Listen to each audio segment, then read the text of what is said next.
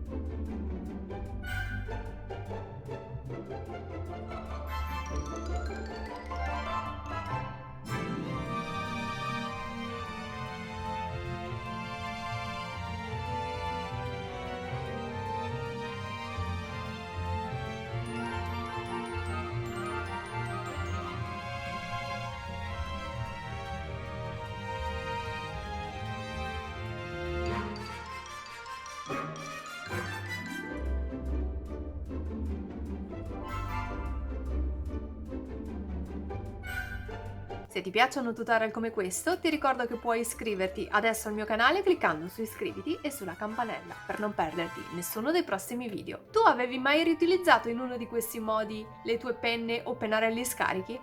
Fammelo sapere nei commenti e se questo video ti è piaciuto potresti lasciarmi il tuo like e condividerlo sui social. Io ti ringrazio fin da ora. Noi ci vediamo alla prossima. Ciao! Ciao e bentornata sul mio canale. Nel tutorial di oggi ti mostro come riutilizzare in modo alternativo.